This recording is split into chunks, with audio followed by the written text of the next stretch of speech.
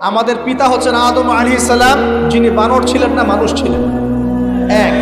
আর দুই নাম্বার, আমরা এই দুনিয়াতে বিবর্তনবাদের মধ্য দিয়ে আসি নাই, সরাসরি জান্নাত থেকে আসছি। আল্লাহ পাক আদম আলাইহিস সালামকে জান্নাত থেকে দুনিয়াতে পাঠিয়েছে, জান্নাত থেকে সরাসরি দুনিয়াতে পাঠিয়েছে। বরং কোরআন এর উল্টা কথা বলেছে। কি কথা? কোরআন সূরা বাকারায় বলছে একটা জাতি ছিল, তার নাম বনু ইসরাঈল। কি নাম? এই বনু ইসরাঈলের মধ্যে একটা দলকে আল্লাহ পাক বলেছিলেন শনিবারের দিনে মাছ ধরবে না। কি বলেছেন? শনিবারে, এই যে সাগর আছে আপনাদের, মনে করেন এই শনিবারে মাছ ধরবেন। তো বনু ইসরাঈল বেশি চালাক, অতি চালাক, যারা ওই যে প্যালেস্টাইন দখল করে বসে আছে, ওরা দাবি করে আর কি, আসলে এরা সত্যিকারের বনু ইসরাঈল নয়, এরা ইউরোপিয়ান জিউস, এরা কিন্তু সত্যিকারের বনু ইসরাঈল নয়। এখন এরা অতি চালাক, মাছ ধরে নাই, কিন্তু মাছ ধরার বাদ দিয়ে রাখছে। মাছ আসে, বাদ দিয়ে রাখি, পরে ধরবো। এই পাপের কারণে, এই সীমা লঙ্ঘন করার কারণে সূরা বাকারা এবং সূরা আরাফে আল্লাহ পাক বলেছেন ওই মানুষগুলোকে আল্লাহ পাক বানর বানিয়ে দিয়েছে। তাহলে মানুষ থেকে বানর হয়েছে এই দলিল কোরআনে আছে, পড়ে দেখেন। মানুষ থেকে যে বানর হয়েছে এই দলিল কোরআনে আছে, সূরা বাকারায় আছে, সূরা আরাফের মধ্যে আছে। শনিবারের সীমা লঙ্ঘন করার কারণে এই অপরাধ, এই পরিণতি আল্লাহ পাক কিছু মানুষকে দিয়েছে। তারা এখনো জীবিত আছে কিনা আমরা জানি না, ওদেরকে আল্লাহ পাক মেরে ফেলেছেন না বেঁচে আছে আমরা এগুলো জানি না, কারণ কোরআন এগুলো নিয়ে কথা বলে না। এতটুকু কোরআন বলেছে।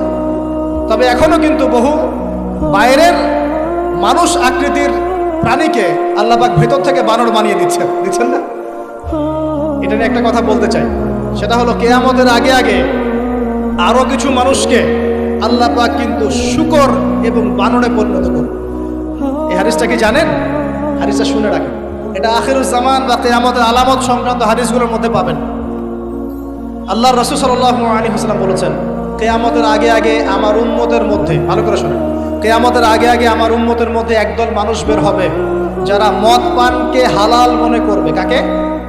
মদ পান করাকে হালাল মনে করবে। যারা বাদ্যযন্ত্র, গায়িকা, নায়িকা এগুলো নিয়ে নর্তকী নাচাবে রাতের বেলা, এগুলোকে হালাল মনে করবে। যারা অশ্লীলতা, বেহায়াপনাকে জায়েজ করে নেবে। ঠিক আছে, এরকম কয়েকটা পাপের কথা বলে নবীজি বলছেন একদিন সকালবেলা আল্লাহ পাক তাদেরকে ঘৃণিত বানরে পরিণত করবে। এটা হবে সামনে, কখন কিভাবে হবে আল্লাহ ভালো জানে। এবার আমি কনসেপ্টে চলে আসি। এই যে পৃথিবীতে নেমে আসলাম, তাহলে আমরা কোত্থেকে আসছি ভাই? আমরা কি পৃথিবীর অধিবাসী ছিলাম? আমরা জান্নাতে ছিলাম, ওখান থেকে আল্লাহ পাক পাঠিয়েছে। এবার পৃথিবীতে এসে আদম আলাইহিস সালামের যুগে খুব একটা দুর্ঘটনা ঘটে নাই, একটা ঘটেছে। কয়টা? একটা। ভাই হাবিলের কুরবানি কবুল হয়, কাবিলের অন্তর্দাহ হয়, জ্বালা হয়।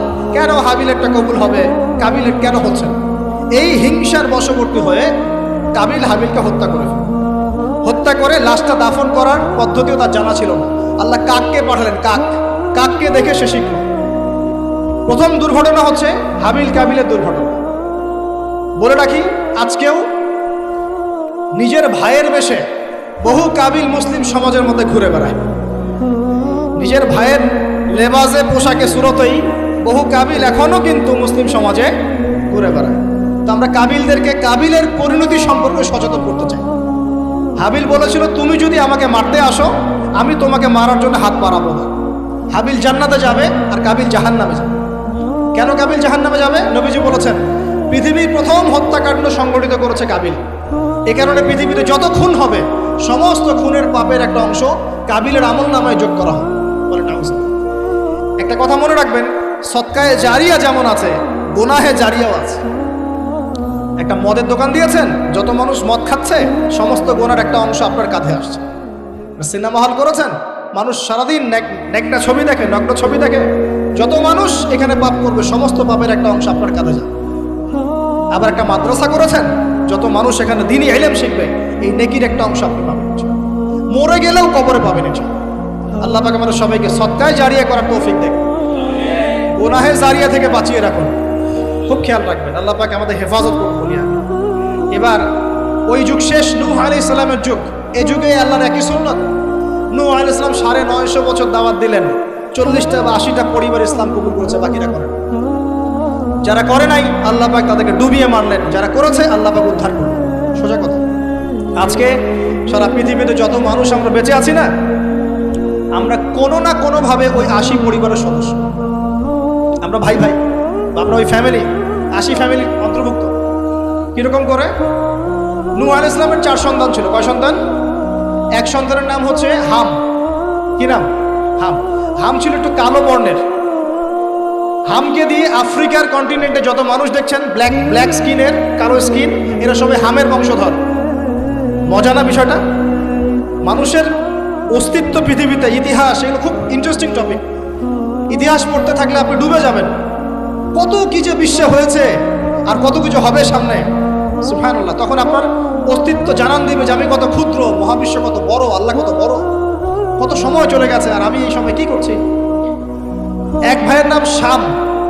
এই শামকে কেন্দ্র করে এই আরবের যে মানুষগুলো আছে, আরব, অ্যারাবিয়ান, এরা শামের বংশধর। আরেক ভাইয়ের নাম ইয়াফাস। কি নাম? ইয়াফাস। ইয়াফাসের বংশধর হচ্ছে পশ্চিমারা, মানে রোমক যারা, তারা। আরেক ভাইয়ের নাম ছিল কেনান। কি নাম? কেনান। এ ইমান নিয়ে আসে নাই, ওই যে প্লাবনে ডুবে মরে গেছে। মরে যাওয়ার পরে আদম আলাইহিস সালাম বলেছিল, আল্লাহ আমার পরিবারের অন্তর্ভুক্তকে মাফ করে দাও। আল্লাহ বলেছেন, লাইসা মিন আহলিক, সে তোমার পরিবারের কেউ। নবীর সন্তান হয়েও, নবীর সন্তান হওয়ার পরেও ইমান না আনার কারণে সে জাহান্নামে গেছে। আর আমরা আর কি এমন মানুষ, অমুক আলেমের সন্তান, অমুক বক্তার সন্তান, হ্যাঁ, অমুক পীরের নবাবজাদা, অমুক তমুক, এইসব বড়াই করে লাভ নেই। আমল, আকীদা, ঈমান যদি ঠিক না থাকে, আমাদের বংশ পরিচয় আমাদেরকে বাঁচাতে পারে, আমাদের দেশ, জাতীয়তাবাদ, বর্ণ বাঁচাতে পারে। যার যার কবরে তাকে তাকে যেতে হবে। নিজের আমল নিয়ে ফিকির করে, নিজের কবর নিয়ে ফিকির করে, অন্যের দিকে চোখ দেওয়া বন্ধ করেন, আগে নিজের কবর ফিকির। আল্লাহ পাক সবাইকে তৌফিক এনায়েত করুন। যারা বুদ্ধিমান তারা নিজেকে নিয়ে ব্যস্ত থাকে, যারা অহংকারী, উদ্ধত, এরা মানুষের পিছনে পড়ে থাকে। আল্লাহ পাক আমরা সবাইকে নিজের চেহারা আয়নায় দেখার তৌফিক দান। হ্যাঁ প্রিয় ভাইরা, নূহ আলাইহিস সালামের যুগ চলে গেল, 950 বছর দাওয়াত দেওয়ার পরে এই পরিণতি হয়েছে। এরপরে আসছে ইব্রাহিম আলাইহিস সালামের সময়। আল্লাহ পাক তাকে উদ্ধার করেছেন, অগ্নি পরীক্ষা থেকে বাঁচিয়েছেন, নমরুদকে আল্লাহ পাক ধ্বংস করেছেন। আল্লাহ পাক এরপরে এনেছেন আদ জাতি। আদ জাতির হুদ আলাইহিস সালাম এবং তার অনুসারীদেরকে আল্লাহ পাক বাঁচিয়েছেন, বাকিদেরকে ধ্বংস করে দিয়েছেন ঝড় দিয়ে, বায়ু প্রবাহ দিয়ে।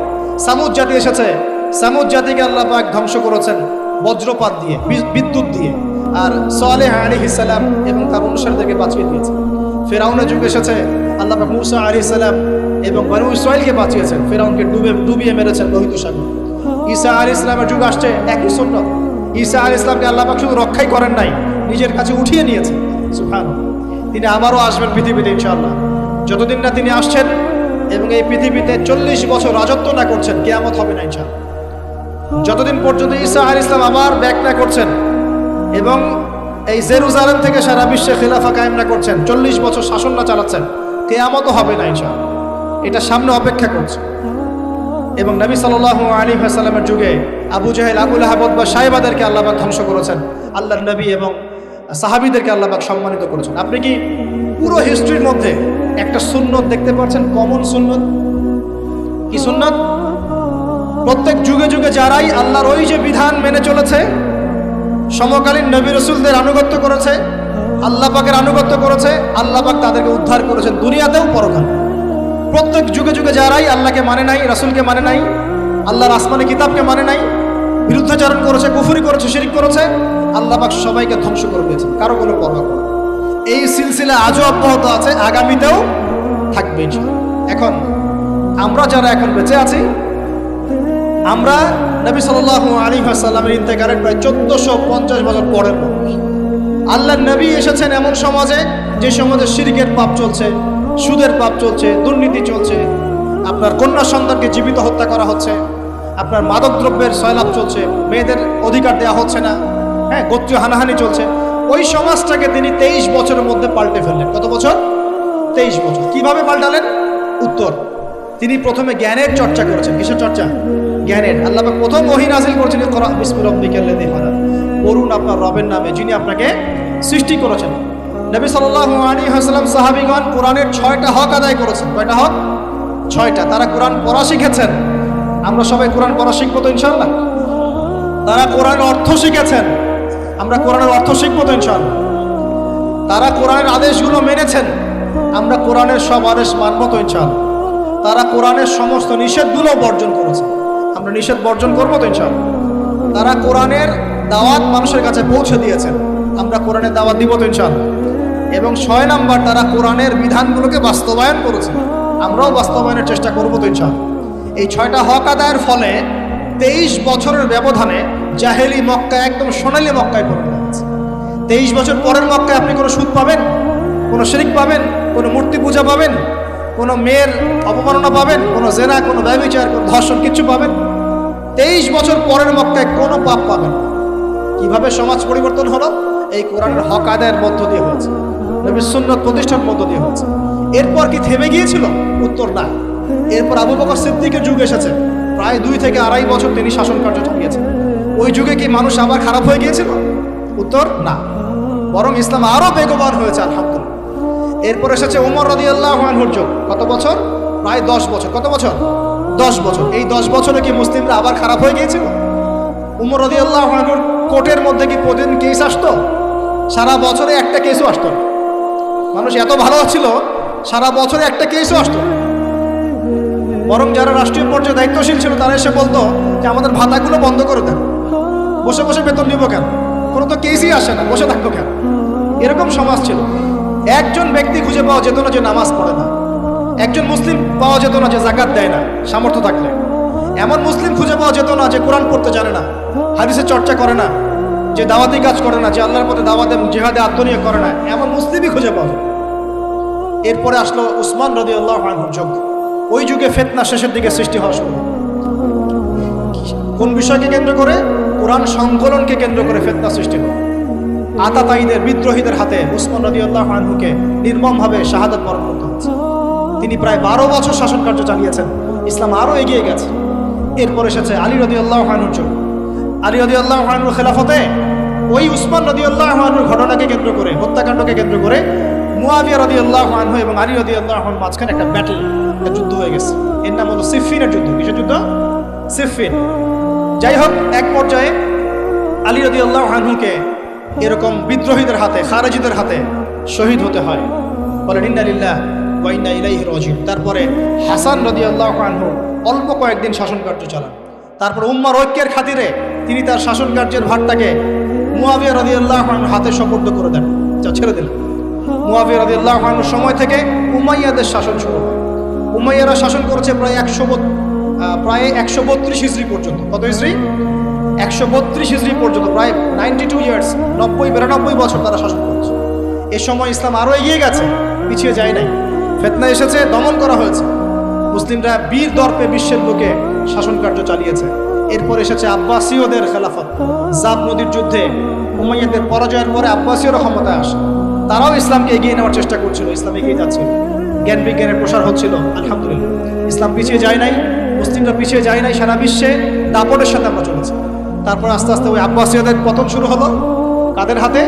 এই তাতারিদের হাতে, মঙ্গোলিয়ানদের। মাত্র 40 দিনের ব্যবধানে পুরো বাগদাদের মধ্যে প্রায় 20 থেকে 25 লক্ষ মানুষকে হত্যা করা হয়েছে।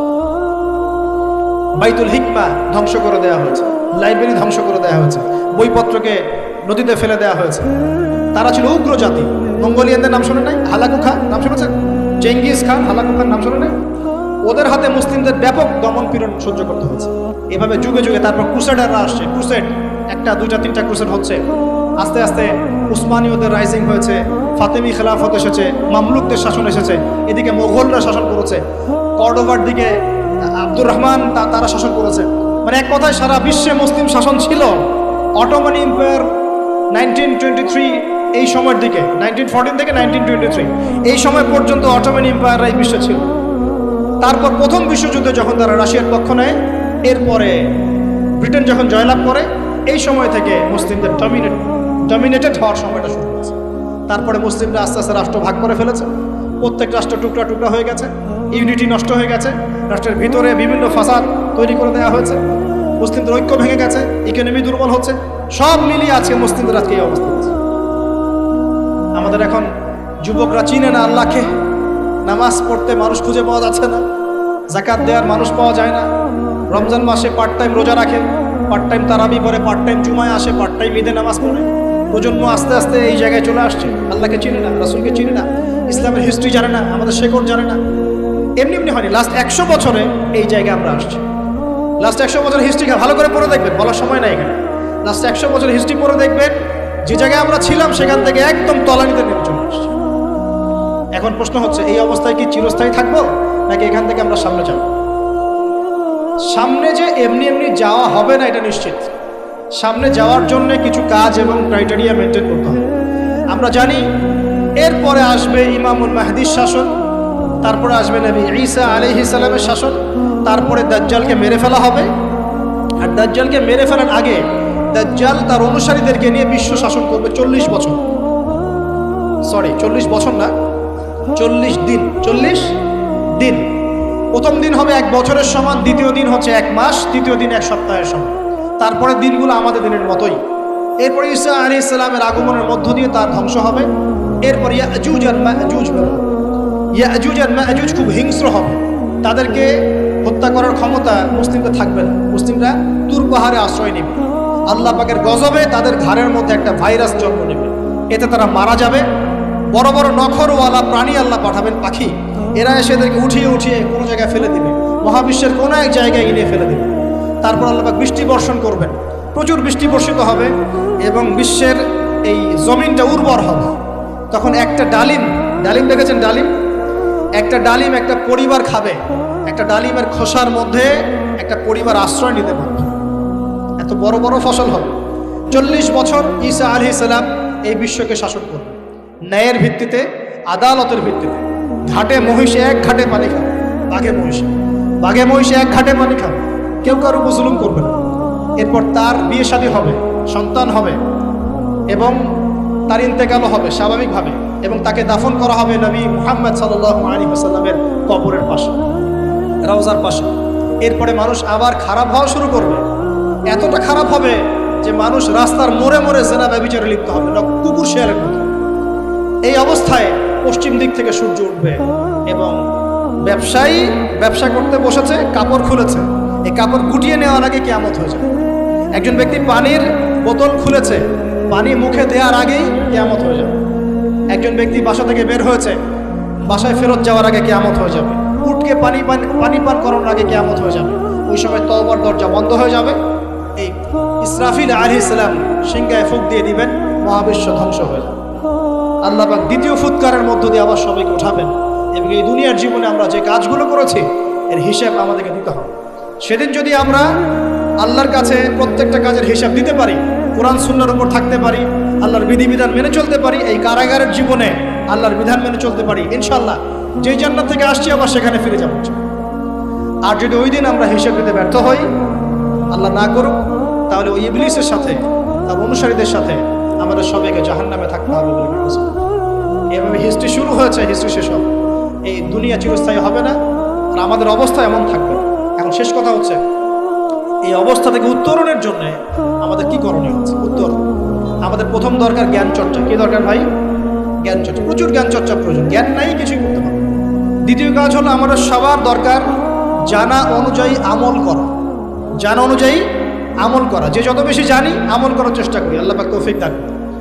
এরপর দরকার আদর্শ পরিবার গড়ে তোলা। পারিবারিক আদর্শ সুন্দর হলে পরে সমাজটা সুন্দর হবে। আল্লাহ পাক আমাদের সবাইকে আদর্শ পরিবার গড়ার তৌফিক দান করুন। দিনদার মেয়েকে বিয়ে করবেন, দিনদার ছেলেকে বিয়ে করবেন, অল্পে তুষ্ট থাকবেন, পরিবারের বিষয়ে সবর করবেন এবং সন্ততিদেরকে মানুষ করে যাওয়ার চেষ্টা করবেন। এরপর দরকার আমাদের হালাল রিজিক। সবাই যদি হালাল রিজিকে সন্তুষ্ট থাকি, সমাজের মধ্য থেকে অন্যায় এমনি অটোমেটিক কমে যাবে ইনশাআল্লাহ। প্রত্যেকটা কাজ করার আগে চিন্তা করব কিভাবে করলে হালাল হবে, কিভাবে করলে হারাম হবে। এরপর দরকার নবী সাল্লাল্লাহু আলাইহি ওয়াসাল্লামের সুন্নাহ মাফিক জীবন গড়া।